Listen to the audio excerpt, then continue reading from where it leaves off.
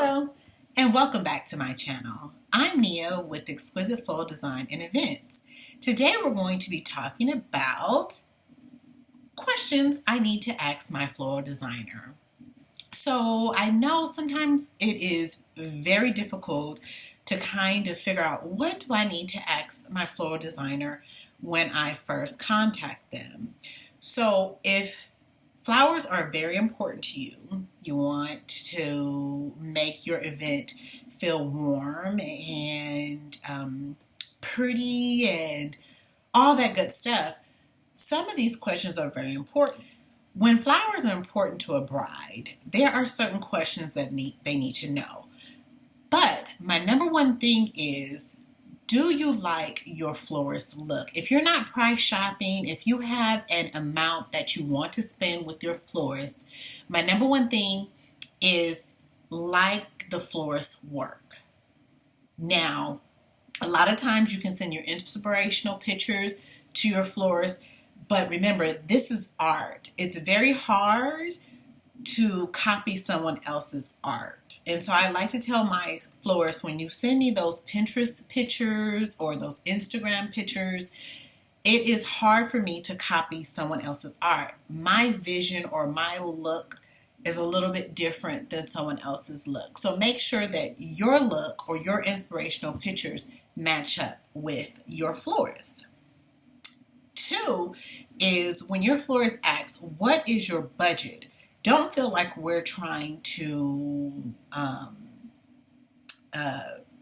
we're not going to give you the best deal. No, that is not true. When we ask for what is your budget, we want to know is the pictures that you're sending us are going to meet that budget or meet the amount of money that you want to spend on your flowers. For example, if you send a example like this, and you only have a budget of $1,000 for your whole wedding, we're going to let you know, okay, look, we're not going to be able to create this gigantic looking altar arrangement, but we can do all these candles at the bottom.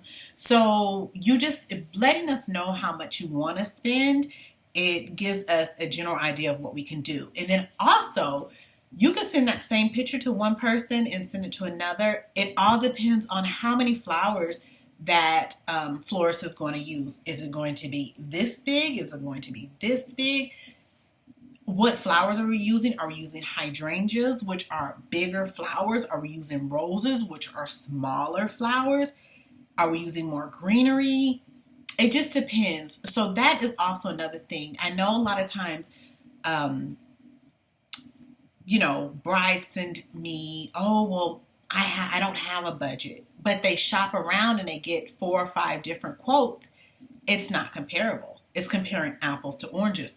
With me, I do more of that luxury look, more of that elegant look. So I'm going to put in a little bit more flowers. I do a beautiful look with greenery, but I'm going to use very high quality flowers, very high quality, the quality of my flowers are going to be very extensive. So yeah, it's just plain, I'm just going to tell you, it's comparing apples to oranges.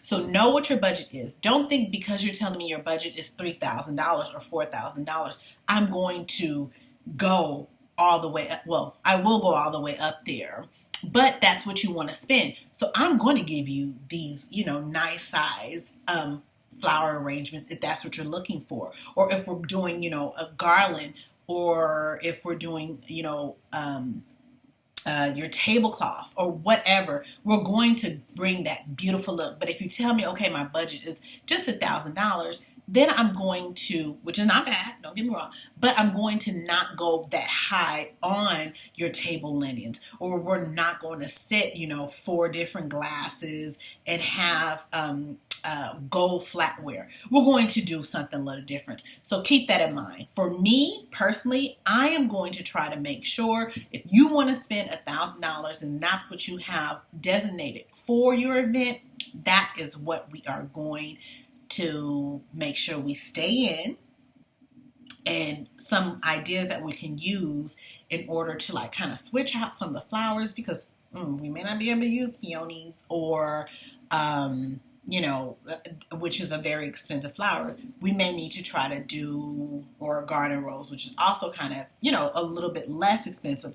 Or we're going to use a rose, a regular standard rose that blooms beautiful. So, you know, it could be a lot of different options that we can use.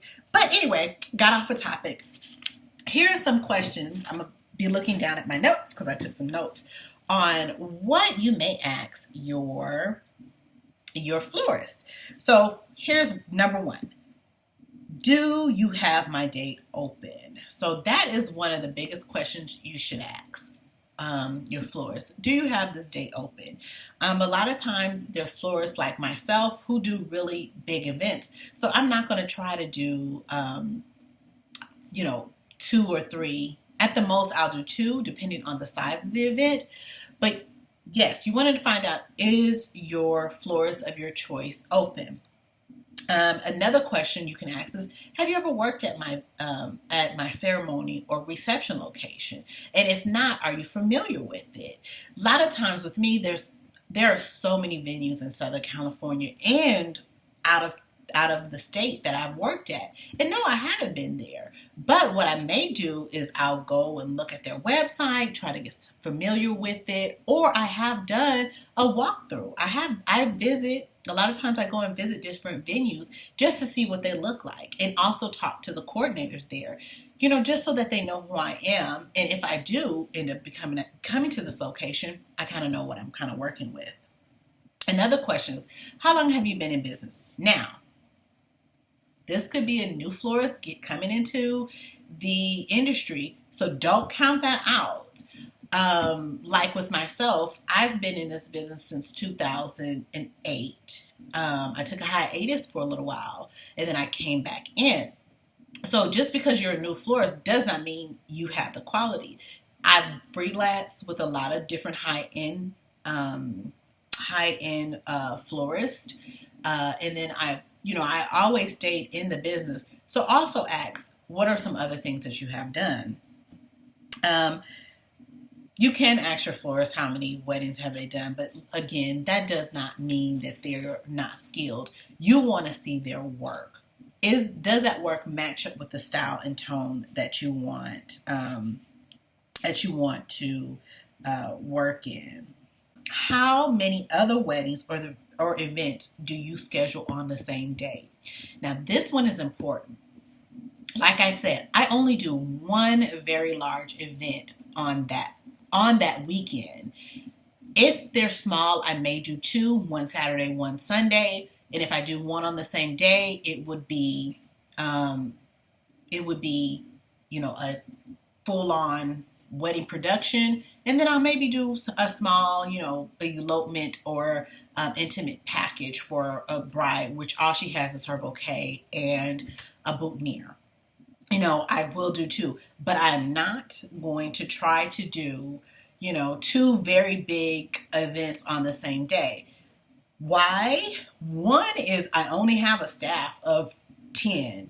And when we do a very big event, that is a lot. Just, you know, from getting my orders together, preparing all these centerpieces, the day of, you know, coordinating with all, you know, with the coordinator, with all the other venues, and even with other vendors, and even with the venue, trying to get everything together. It's too hectic to try to do 2 in one day. I learned that back on, what day was that? 8/8/8. Oh my goodness. That was horrible. I think I had about 5 different events on that day. That day I received a ticket. And yes, I did have staff at the other ones, but I'm the type of person where I like to go in and check and see what the end results, put my hands in it, make sure everything is placed right at there. See how many do they do. And you can ask the florist what is their design style, but most likely once you see their once you see their pictures, you kind of know if their style kind of goes with what you like. Let's see, another question is,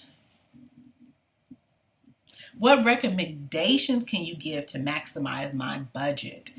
Like I said earlier, You give me a budget of $1,000, you send me these really elaborate flower arrangements, and I'm going to try to tell you, okay, for $1,000, this is what I can do for you.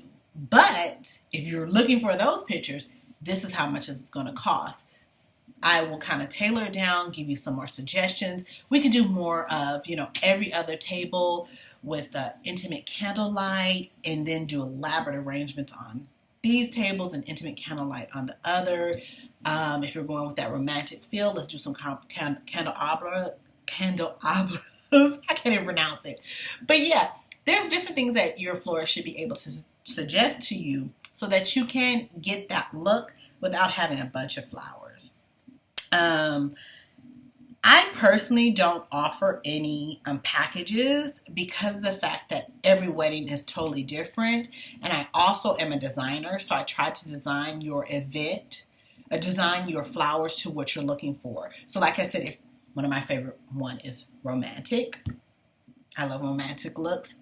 So I'm going to tailor, even if we're in like a barnyard, I'm going to tailor your flowers to complement what you're trying to make your guests feel when they come in. Even, I also like the rustic look, but my rustic look is also romantic. So my rustic romantic look, we're going to make that, we're going to look at that barnyard, or we're going to look at that, and we're going to tailor that to it. So I don't do packages because of the fact that we may need to, you have 5 bridesmaids, but my packages only have 4. Thank you for watching this video. I hope that I gave you some great questions that you can ask your florist and kind of gave you a general idea of what to expect. Don't forget to watch my videos. I plan to do one every Monday and Wednesdays. My next videos will be about flowers, questions you can ask your florist about flowers, costs, the contract, and some useful tips. So don't forget to subscribe and also like this video. Thanks!